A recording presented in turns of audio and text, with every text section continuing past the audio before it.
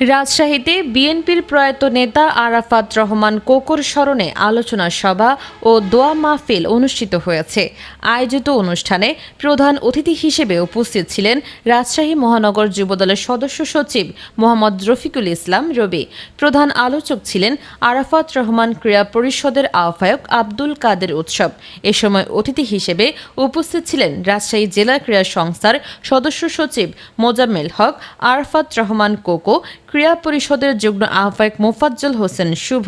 অনুষ্ঠানে সভাপতিত্ব করেন আরাফাত রহমান ক্রীড়া পরিষদের সদস্য সচিব মোহাম্মদ ইঞ্জিনিয়ার আরিফুজ্জামান সোহেল। এছাড়াও মহানগর যুবদলের বিভিন্ন পর্যায়ের নেতৃবৃন্দ সহ আরাফাত রহমান ক্রীড়া পরিষদের নেতাকর্মীবৃন্দ এবং স্থানীয় বিএনপি ও অঙ্গ সহযোগী সংগঠনের নেতাকর্মীরাও অনুষ্ঠানে অংশ নেন। আলোচনা সভায় বক্তারা আরাফাত রহমান কোকোর কর্মময় জীবন ও দেশের ক্রীড়াঙ্গনে তার অবদানের কথা স্মরণ করেন। তারা বলেন, দেশের ক্রীড়াঙ্গনের উন্নয়ন ও প্রসারে তার অবদান স্মরণীয় হয়ে থাকবে। পরে আরাফাত রহমান কোকোর বিদেহী আত্মার মাগফিরাত কামনা করে বিশেষ দোয়া ও মোনাজাত করা হয়। Desk report, Chapai journal, Chapainawabganj.